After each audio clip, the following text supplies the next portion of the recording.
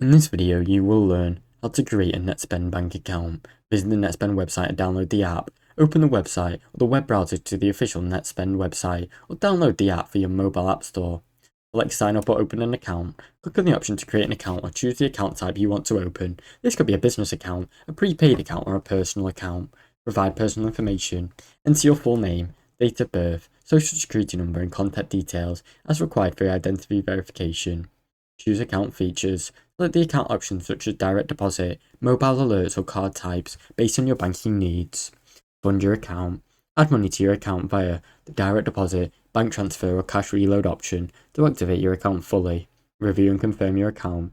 Double check your information, accept the terms and conditions, and submit your application to finalize your account process. Now you know. Now you know how to create a Netspend Bank account.